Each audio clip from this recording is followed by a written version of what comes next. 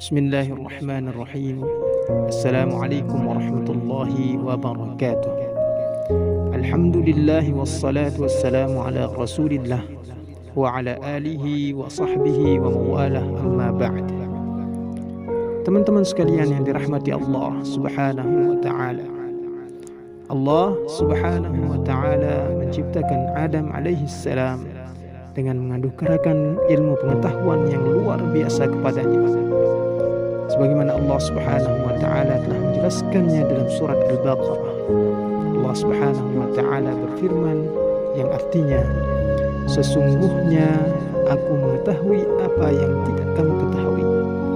Dan dia mengajarkan kepada Adam alaihi salam nama-nama benda seluruhnya, kemudian mengemukakan kepada para malaikat, lalu berfirman, sebutkanlah kepadaku nama benda-benda itu jika kamu memang benar orang-orang yang benar.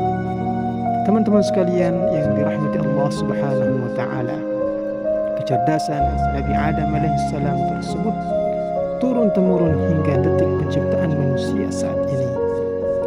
Meski begitu, kepandaian yang dimiliki manusia sifatnya terbatas, ilmunya dibatasi oleh kalam ilahi. Sayang, manusia kerap keblinger karena merasa pintar. Manusia membuat aturan hidup sendiri, seolah-olah dialah sang pencipta. Rasulullah sallallahu alaihi wasallam adalah manusia yang dibekali Allah subhanahu wa ta'ala kecerdasan yang menakjubkan dalam berbagai literatur. Beliau digambarkan sebagai sosok yang jenius, intelek, dan berwawasan luas. Salah seorang cendekiawan barat memanggilnya dengan sebutan manusia yang menakjubkan dan penyelamat manusia. Ia menguraikan, jika orang seperti Muhammad memegang tugas sebagai diktator pada zaman modern, dia akan berjaya mengurai masalah-masalah dengan cara aman dan sejahtera. Teman-teman sekalian yang dirahmati Allah subhanahu wa ta'ala, beliau bukanlah orang yang merasa memiliki otoritas dalam menentukan aturan hidup. Beliau selalu bersandar pada aturan Allah subhanahu wa ta'ala, sang penciptanya. Setiap tindakan dan keputusan yang beliau ambil bukan semata-mata atas kehendak beliau atau kemauan pribadinya. Allah subhanahu wa ta'ala telah menjelaskannya di dalam surat An-Najm yang berbunyi, demi bintang ketika terbenam, kawanmu Muhammad tidak sesat dan tidak pula keliru, dan tiadalah yang diucapkannya itu Al-Quran menurut kemauan hawa nafsunya. Ucapannya itu tiada lain hanyalah wahyu yang diwahyukan kepadanya. Teman-teman sekalian yang dirahmati Allah subhanahu wa ta'ala, dalam hal ini beliau selalu berpijak pada kehendak Allah subhanahu wa ta'ala, bukan kehendak nafsunya. Suatu ketika Rasulullah sallallahu alaihi wasallam pernah bertanya kepada sahabatnya yang bernama Mu'adz bin Jabal.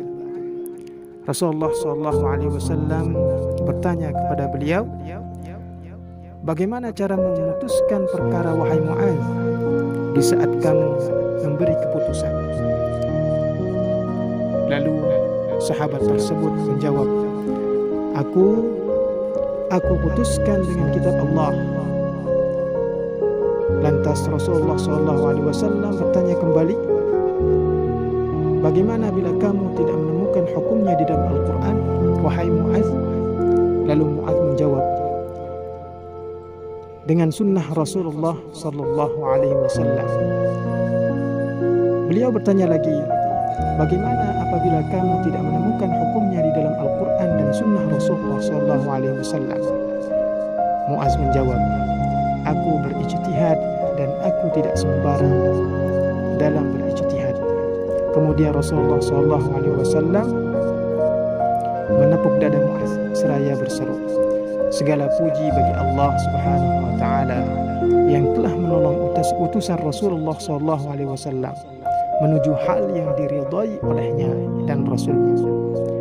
Teman-teman sekalian yang dirahmati Allah Subhanahu wa taala, hadis ini menunjukkan bahwa kita perlu melandaskan setiap langkah dalam hidup ini pada aturan Allah dan Rasulnya. Mengapa? Karena aturan tersebut dibuat untuk kebaikan manusia itu sendiri.